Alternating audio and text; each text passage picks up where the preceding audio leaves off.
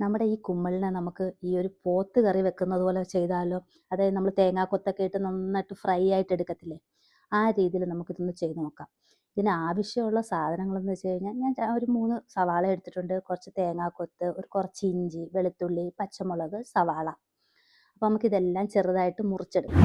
അപ്പം നമ്മുടെ ആ മുട്ടക്കുമ്മളല്ലേ, അതിൻ്റെ പുറത്ത് ചെറിയ പാട പോലെയൊക്കെ ഉണ്ടാവുമല്ലോ, അതിനെയൊക്കെ അങ്ങ് എടുത്ത് കളയാം. അല്ലെങ്കിൽ അതിൻ്റെ മുകളിലൊക്കെ എടുക്കുമ്പോൾ ഒരു വിഴുവിഴുപ്പ് പോലെ തോന്നും. അപ്പോൾ അതെല്ലാം വൃത്തിയാക്കി 4ആയിട്ട് മുറിച്ചെടുത്തു. ചെറിയ ഉള്ളിയെ ചെറുതാക്കി മുറിച്ചു. തക്കാളിക്കൊക്കെ മുറിച്ചെടുത്തു. പിന്നെ നമ്മുടെ തേങ്ങാക്കൊത്ത് നമ്മൾ ഇറച്ചിക്കൊക്കെ ഇടുമ്പോഴത്തേക്ക് കുഞ്ഞു കുഞ്ഞായിട്ട് നമ്മൾ തേങ്ങാക്കൊത്തിടുന്ന അതേ വലിപ്പത്തിന് മുറിച്ചെടുത്തു. ഇഞ്ചിയും വെളുത്തുള്ളി ഈ പലകയിലിട്ട് തന്നെ അങ്ങ് ചതച്ചു അങ്ങ് എടുത്തു. ശരിക്കും പറഞ്ഞാൽ ഇതൊക്കെ വെച്ചുകൊണ്ടിരിക്കുമ്പോഴത്തേക്ക് ഒരു കാര്യം ഓർമ്മ വരുന്നുണ്ട്. ഒരു 25 വർഷത്തിന് മുമ്പ് എന്നെ വിനുവേട്ടൻ കൂടെ കൂട്ടിയപ്പോഴത്തേക്ക് ഒന്നും അറിയത്തില്ല വെക്കാൻ. ഒന്നും അറിയത്തില്ല, എന്ത് കറി വെച്ചാലും എല്ലാത്തിനും ഒരേ ടേസ്റ്റ്. കാര്യം എന്ന് വെച്ച് കഴിഞ്ഞാൽ എല്ലാത്തിനും സെയിം മസാലയല്ലേ ഇടുന്നത്. കാരണം വെച്ച് കഴിഞ്ഞാൽ അതിന് വെളുത്തുള്ളി ഇടേണ്ടതിന് വെളുത്തുള്ളി ഇടും. അതായത് എല്ലാത്തിനും വെളുത്തുള്ളി ഇടും, ജീരകം ഇടും. അങ്ങനെ എല്ലാത്തിനും ഒരു പരിപ്പ് കറി വെച്ചാലും അതേ ടേസ്റ്റ് തന്നെ. ഒരു ഉരുളക്കിഴങ്ങ് കറി വെച്ചാലും എല്ലാം ഒരേ ടേസ്റ്റ്. അങ്ങനെ പഠിച്ച് ഇപ്പോൾ എല്ലാം പരീക്ഷണമാണ്. ഇതും ഒരു പരീക്ഷണമാണ് കേട്ടോ. അപ്പം പിന്നെ പാത്രത്തിൽ കുറച്ച് എണ്ണ ഒഴിച്ച് അതിനകത്ത് കുറച്ച് കടുവും പെരുംജീരകവും ഇട്ട് വെച്ചാൽ ഞാൻ ഇറച്ചിയുടെ മണം വരാൻ വേണ്ടി. തേങ്ങാക്കൊത്ത് ആ പെരുംജീരകത്തിൻ്റെ കൂട്ടത്തിന് ആദ്യം തന്നെ ഞാൻ അങ്ങ് തേങ്ങാക്കൊത്തിട്ടൊന്ന് ചൂടാക്കും. അപ്പോഴത്തേക്ക് അത് കരിഞ്ഞു പോകത്തില്ല. അപ്പോൾ പകുതി മൂത്ത് വരുമ്പം തന്നെ ഇഞ്ചി വെളുത്തുള്ളിയും പച്ചമുളകും കൂടെ ഇട്ടൊന്ന് വഴറ്റി.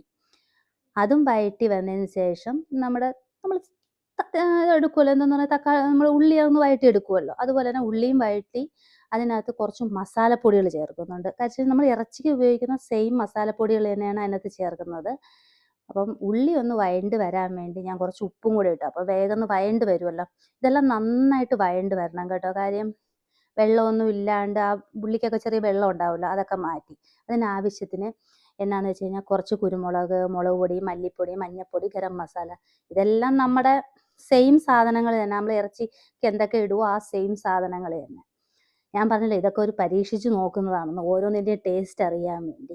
അപ്പോൾ അതൊന്ന് ചെറുതായിട്ട് മൂത്ത് വന്നപ്പോൾ ആ മുറിച്ച് വെച്ചിരുന്ന തക്കാളിക്കയും കൂടി ഇട്ട് ചെറുതായിട്ടൊന്ന് ഇതാക്കി വെച്ചാൽ തക്കാളിക്ക ഒന്ന് ഉടഞ്ഞ് വരണമല്ലോ, അല്ലാതെ മുഴുവനൂടെ കിടക്കുമ്പോഴത്തേക്ക് നമുക്ക് ഇട്ട് കഴിഞ്ഞാൽ അത് രസമല്ല. അപ്പോൾ ഇതൊന്ന് തക്കാളിക്ക ഒന്ന് വഴണ്ട് വരുമ്പോഴത്തേക്ക് ആ വെള്ളം എല്ലാം ഇറങ്ങി മസാലയിൽ ഇറങ്ങി കുറച്ചുകൂടെ ഒരു ഇതാകും.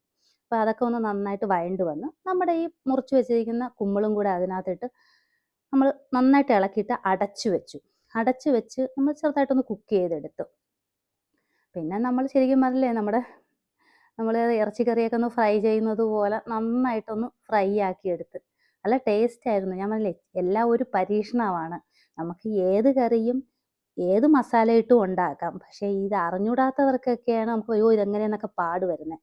പക്ഷേ ഇത് ടേസ്റ്റ് വരുന്നത് ഇച്ചിരി എരിവ് കൂടുതലുമായിരുന്നു. അപ്പം ഞാൻ ഇച്ചിരി വെളിച്ചെണ്ണ കൂടെ അതിൻ്റെ മുകളിൽ കൂടെ ഒഴിച്ച് അങ്ങ് എടുത്തു.